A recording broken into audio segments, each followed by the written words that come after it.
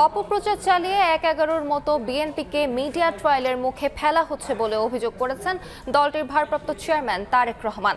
এ সময় তিনি আরো বলেন, দেশের অস্তিত্ব ও জাতীয়তাবাদী শক্তির বিরুদ্ধেও ষড়যন্ত্র চলছে, তাই সবাইকে ঐক্যবদ্ধ থাকার আহ্বান জানান তারেক রহমান।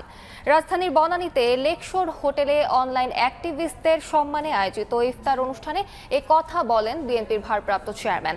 এ সময় তিনি বলেন, যে নির্বাচনে জনগণ ভোট দিতে পারবে সেই নির্বাচন প্রত্যাশা করে বিএনপি।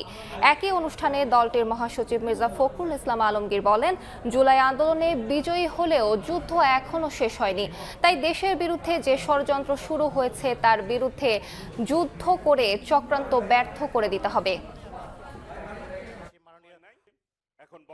আমাদের যুদ্ধ শেষ হয়নি।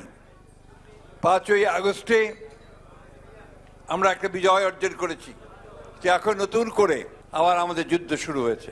এই যুদ্ধ হচ্ছে আমাদের অস্তিত্বের, এই যুদ্ধ হচ্ছে আমাদের রাজনীতির, এই যুদ্ধ হচ্ছে আমাদের জনগণকে তার অভিষ্ট লক্ষ্যে পৌঁছে দেওয়ার। ষড়যন্ত্র শুরু হয়েছে, চক্রান্ত শুরু হয়েছে, সেই চক্রান্তকে ব্যর্থ করে দিয়ে আমাদের যোদ্ধারা তারা পারবেন এই যুদ্ধে জয়ী হতে, এই বিশ্বাস আমার আছে। বাংলাদেশের গণতন্ত্রের ভিত্তির বিরুদ্ধে যে ষড়যন্ত্র ছিল, একটি ষড়যন্ত্র আবারও শুরু হয়েছে। নিশ্চয়ই আপনারা খেয়াল করেছেন, বিগত কিছুদিন যাবৎ আগামীতে যদি একটি স্বচ্ছ নিরপেক্ষ নির্বাচন হয়, বাংলাদেশের অধিকাংশ মানুষের, অধিকাংশ ভোটারের সমর্থন এই দল পাওয়ার সম্ভাবনা যত বেশি উজ্জ্বল হয়েছে, তত বেশি দেখেছেন বিএনপিকে মিডিয়া ট্রায়ালের সম্মুখীন করা হচ্ছে।